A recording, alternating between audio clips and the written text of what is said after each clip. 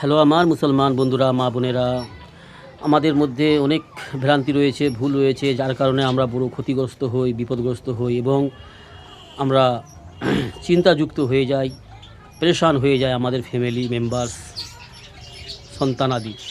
তো আমাদের ঘরে অনেক ক্ষেত্রে আমরা হয়তো অনেকেই অবগত রয়েছে এই ব্যাপারে।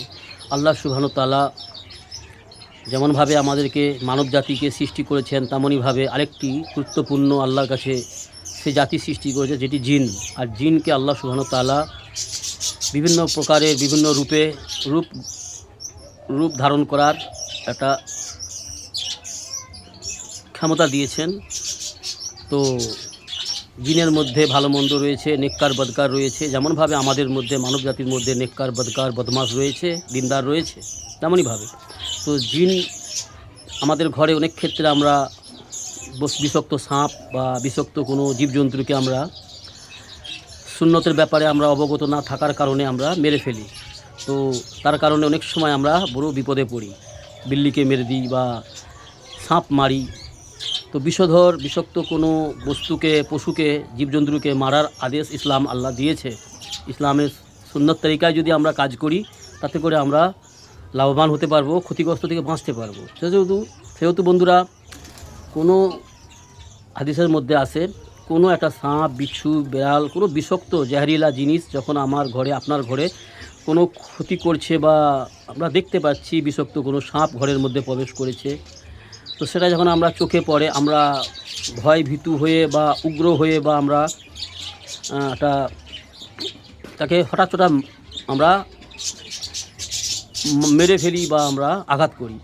তো কোনো সাপ, বিচ্ছু ইয়া ফির কোনো বিষাক্ত জীবজন্তুকে মারার আগে যখন দেখবেন নিজের বাড়িতে, নিজের ফ্যামিলি ঘরের মধ্যে একটা কোনো সাপ, বিষাক্ত বা কোনো কিছু ঢুকেছে, সেটাকে মারার আগে 3টি নবীর নাম নেবেন। এটা সুন্নতে রাসূলুল্লাহ সাল্লামের হাদিস। 3টে নবীর নাম নেবেন, তারপরে তাকে আঘাত করবেন। তো যদি সেই বস্তুটা যদি অরিজিনালেই কোনো পশু জীবজন্তু হয়, তাহলে সে তার রূপেই থাকবে, তাকে তখন আঘাত করবেন। আর যদি ওটা জিন হয়, কোনো রূপ ধারণ করে, তো ও তার আসলি রূপ ধারণ করে বেরিয়ে চলে যাবে, পালিয়ে যাবে। অর্থাৎ 3টে নবীর নাম অবশ্যই মুখে উচ্চারণ করবে, একটু উঁচু শব্দে। 3টে নবীর নাম কি? সুলাইমান আলাইহিস সালাম, দাউদ আলাইহিস সালাম, ইউনুস আলাইহিস সালাম। এই 3টে নবীর নাম উচ্চারণ করবেন একটু উচ্চ স্বরে।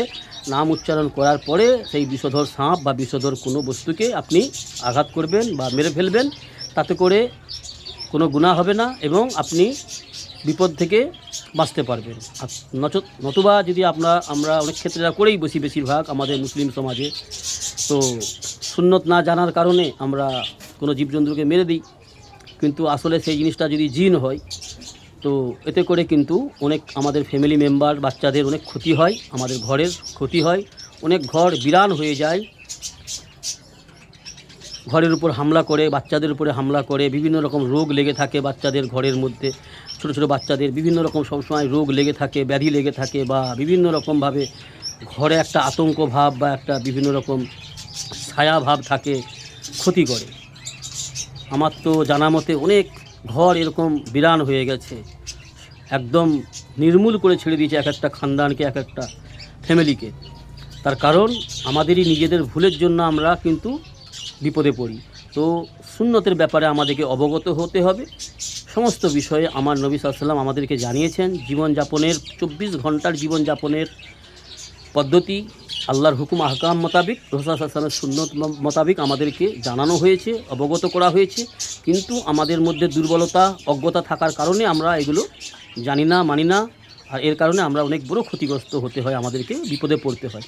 সেহেতু ভাই, এই সুন্নতটি মেনে চলবেন, এতে করে আশা করি ইনশাআল্লাহ অতি লাভবান হবেন। আল্লাহ আমাদের সহি বুঝ দান করুন। তো 3টে নবীর নাম উচ্চারণ করবেন। জি, ভালো থাকবেন, সুস্থ থাকবেন।